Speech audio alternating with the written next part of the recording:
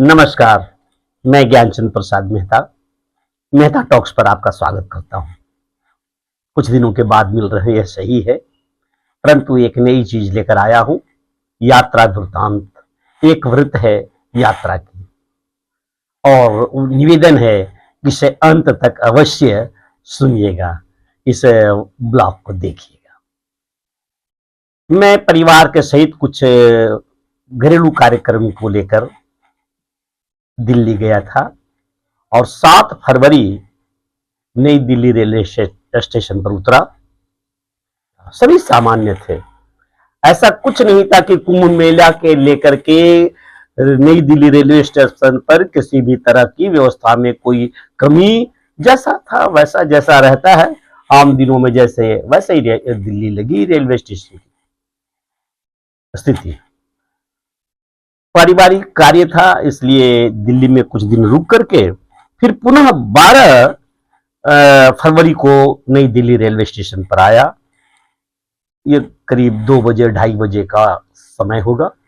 एकदम सामान्य Delhi railway station, कहीं कोई कुछ ऐसा नहीं असर कि जैसे कि कोई भीड़ भाड़ हो जाए जैसे।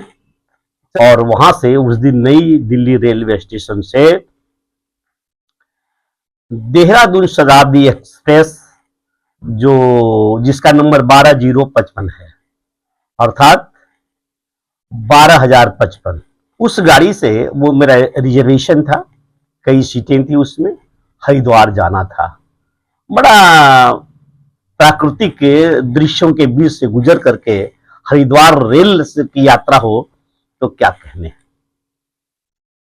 कुछ बहुत ही अंदर से काफी उत्सुकता, उल्लास और नया कुछ देखने का उत्साह। एक किनारे एक सीट जो मुझे मिला था, उसमें रिजर्वेशन की सीट थी, सीटिंग अरेंजमेंट था, कोच बढ़िया था। खिड़की के पास, खिड़की से बाहर देखता जी न आता। गाड़ी 3, सवा 3 या 3:20 के आसपास खुली, गाड़ी चलती जा रही थी और बड़ी अच्छी लगी। अब मैं नई दिल्ली रेलवे स्टेशन से, ट्रेन से मैं कहीं गया ही नहीं था, सिवाय गया आने के या फिर कोडरमा आने के या रांची आने के। इस बार यह रूट बिल्कुल अलग, रुड़की वाली रूट, हरिद्वार जाना है।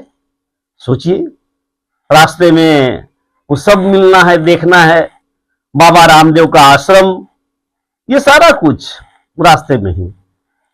तो आप समझ सकते हैं कितना संयम से मैं अपने आप को स्थिर किए हुए था अपनी सीट पर। गाड़ी चली, देखते चला जाओ। गाड़ी बहुत तेज चल रही थी, शताब्दी एक्सप्रेस थी, देहरादून, जैसा मैंने कहा 12055। ये पहला स्टॉप पेज इस गाड़ी का, जो पहला रुकाव हुआ, वह स्टेशन था गाजियाबाद जंक्शन। अच्छा, गाजियाबाद, नहीं पता था कि अगला स्टेशन में गाजियाबाद होगा। रेल के डब्बे में बैठा, खिड़की से बाहर एक चित्र जो ले सकता था, गाजियाबाद स्टेशन का लिया। थोड़ी देर गाड़ी यहां रुकी और अगला स्टेशन 4:34 पर मेरठ नगर जंक्शन। मेरे लिए ताज्जुब था कि मेरठ आ गए, अच्छा, लेकिन वही रूट है। और मेरठ के बाद अगला स्टेशन तो कई पड़ते थे, लेकिन उन स्टेशनों पर शताब्दी एक्सप्रेस का ठहराव था नहीं। और धड़ धड़ धड़ धड़ धड़ धड़ धड़ धड़ धड़ धड़ धड़ धड़ धड़ धड़ वो मैं किनारे देखता जा रहा था, कितने अच्छे अच्छे वो खेत, बड़े ही गजब के। और खास करके खेतों में देखा गन्ने की खेती, बहुत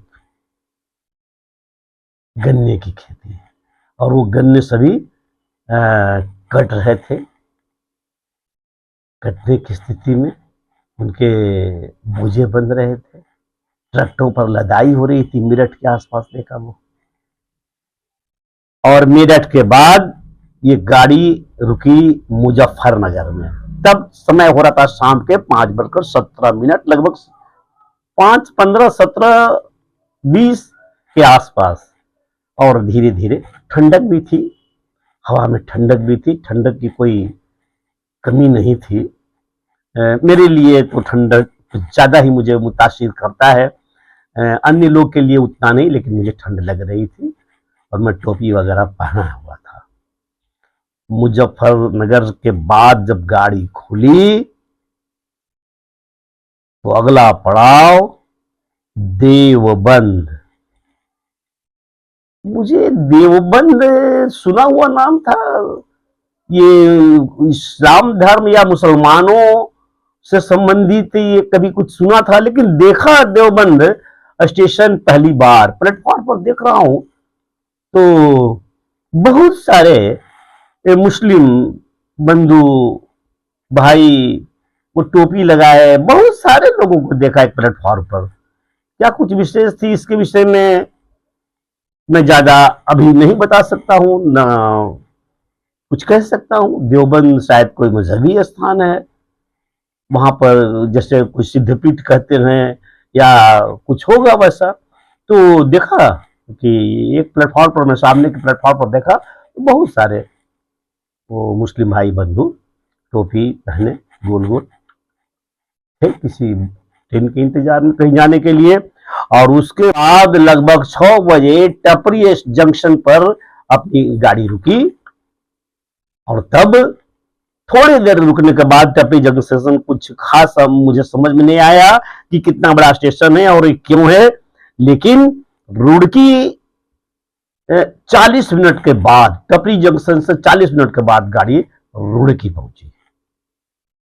रुड़की बड़ा मशहूर जगह है जहां पर एक इंजीनियरिंग कॉलेज है, बिल्डिंग मटेरियल से संबंधित बहुत सारे चीज वहाँ रुड़की में पढ़ाई होती है, इन्वेंशन होता है, निवेशन होता है रुड़की में। और इस तरह से 20 मिनट बाद रुड़की से गाड़ी पहुंची